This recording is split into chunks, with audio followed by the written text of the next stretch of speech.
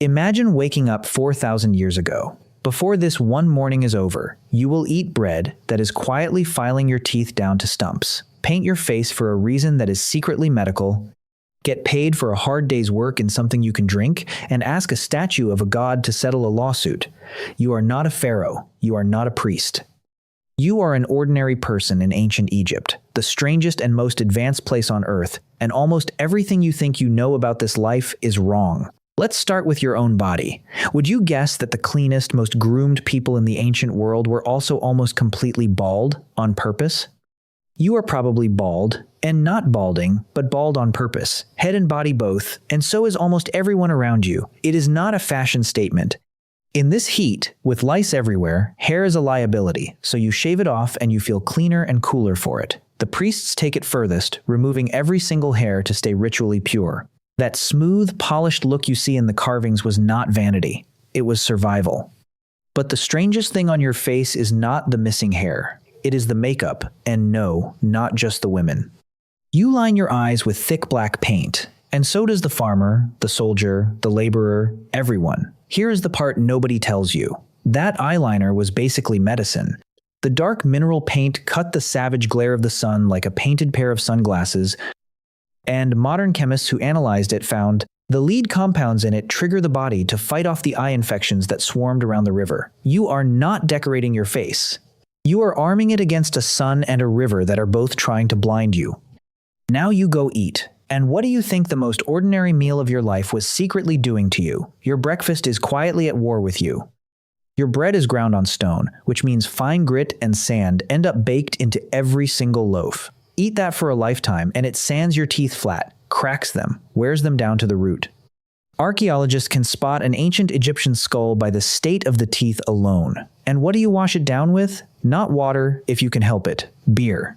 Thick, cloudy, barely alcoholic beer, almost a soup, and it is about to become even more important than breakfast. Because here is how you get paid. There are no coins, none.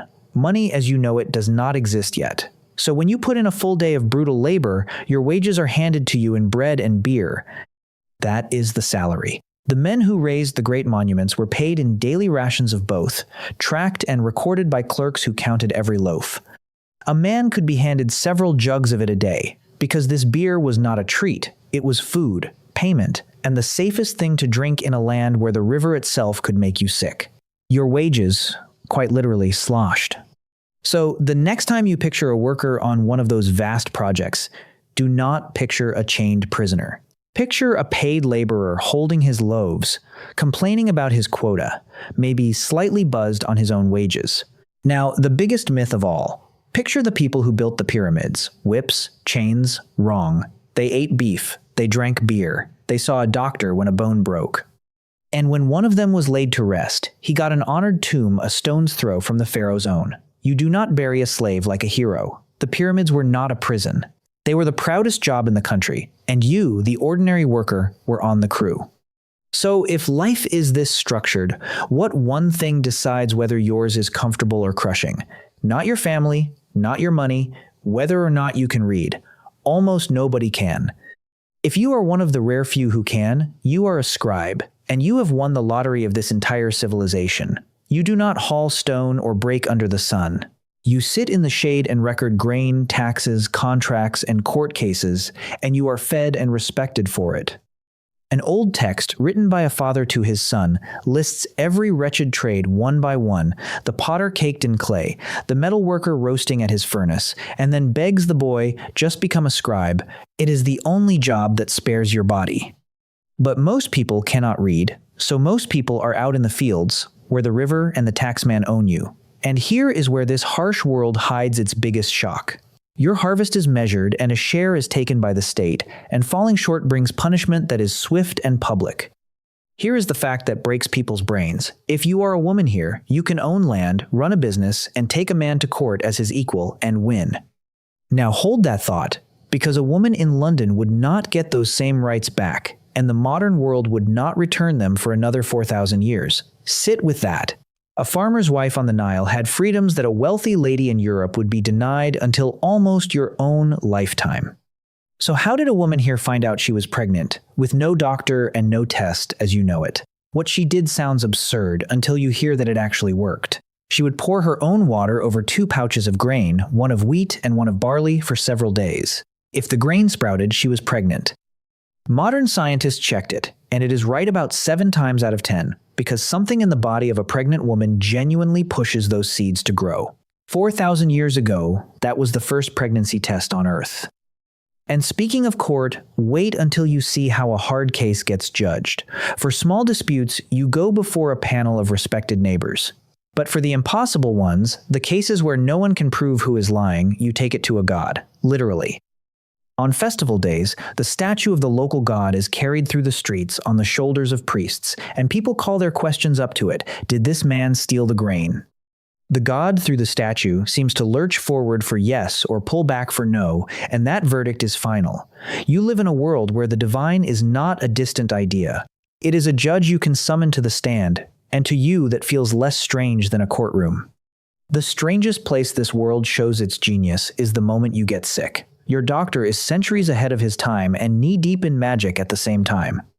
He packs honey into your wound, and we now know honey genuinely kills bacteria. He sets broken bones with splints that would impress a modern surgeon.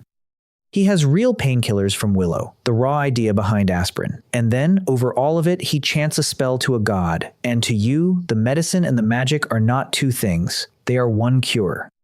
This is the oldest documented medicine on Earth. And the wild part is how much of it actually worked.